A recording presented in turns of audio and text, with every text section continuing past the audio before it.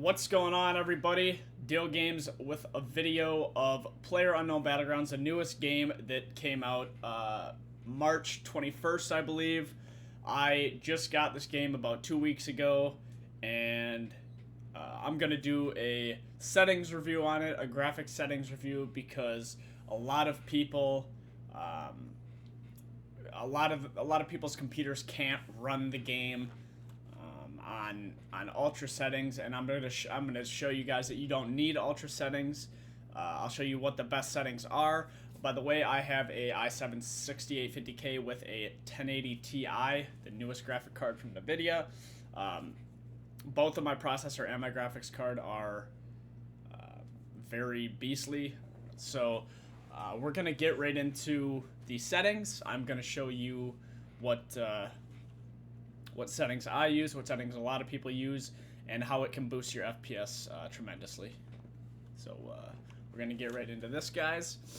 I just switched over to my overlay, and we are going to go up into settings. We are going to go to graphics. We're going to keep language settings on English, obviously, or whatever your language you guys are.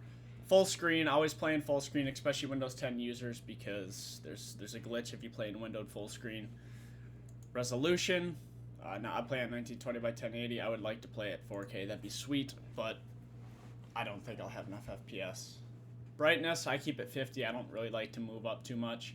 If I do, I'll move it up to 60, which I'm actually going to do right now. Just sometimes that helps me see people a little bit better.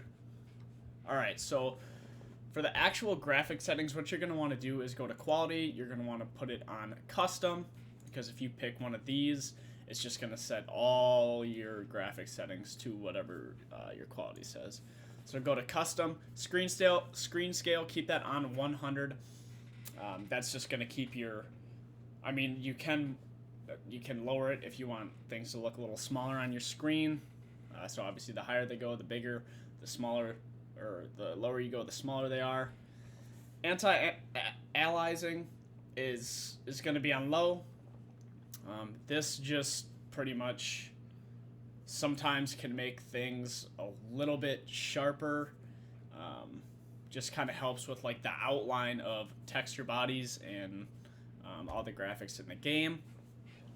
Post-processing, this is just like how your CPU uses its cores to process the game, and can also make things, the image qualities of things look a little bit better. But when you're playing this game, you're not really looking for extreme quality, you're looking for more performance. So put that on low also. Shadows you want on very low. Shadows do not really help too much, just because in this game, ultra settings versus very low settings with shadows is not a big difference at all. If you put it on, if you put shadows on ultra, and you see someone in the sunlight, they'll be reflecting maybe a little bit more than when this is on very low. So keep this on very low. It also boosts your FPS a ton, probably by about 10 or 15 FPS. So it's very, very useful. Texture, I like to keep it on ultra, because texture is what you see, obviously, with, when people are running across the screen and you actually need to make out an image that's something that's far away, and it can be a lot more crisp and stuff like that. So I keep textures on ultra. You can go higher ultra. High from ultra is not a very big difference, but you can tell a tiny difference. I keep it on ultra because that just makes me see people easier, and I'm able to obviously hit more shots if I can see them easier. So keep the texture on ultra. Effects very low.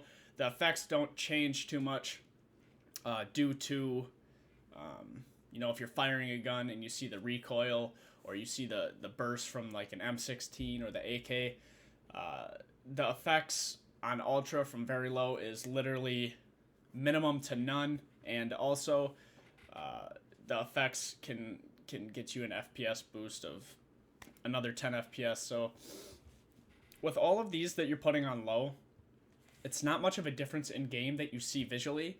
It's if you put all these on low that I have, this is gonna boost your FPS from, for example, I have a 1080 and a 6850K, like I said. If I have all this on ultra settings, I get about 80 FPS, 70 to 80. But if I have my settings like this, I'm getting around, 144 consistently, and I play on 144 hertz monitor, so I'm always getting that smooth experience, which is very nice. Foliage, that is one thing that I am not 100% sure what it is. I heard what it is it's kind of like shadows, but it's not. But I'm not 100% sure what that is. I put it on ultra and very low, and I can't tell a difference at all between the differences between very low and ultra. So I just keep that on very low. View distance I keep at medium. You can do medium or high. You want that on medium or high because when you're looking in the distance on very low, everything is going to be extremely blurry. Medium is, I like to have it on medium, and I like to have my textures on ultra because, like I said, it makes that image crisp when they're running across the screen, and also the view distance isn't too like too bad in graphics. So either keep your view distance on medium or high.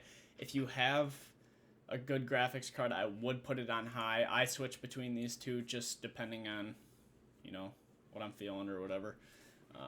Because some places I get higher FPS, some places I don't. Motion blur, you want to take that off because what that's going to do is it's going to make your game lag, and when someone's running across the screen, it's hard to explain. It's just going to make it so they're not looking as smooth as it should be. So keep motion blur on off. And just after you're done with customizing all of these, click apply, and that's going to be your graphics, guys. So I hope you enjoyed this video. If you guys have any questions, leave some comments. I also stream on Twitch at twitch.tv/DiltGames. So if you guys want to check me out there, I usually stream about 8 p.m. to 12 p.m. Pacific time. So I hope you guys found this video helpful. If you did, thank you. And have a great day, guys. Money millionaire, tougher than Nigerian hair. My criteria compared to your career just isn't fair. I'm a venereal disease like a menstrual.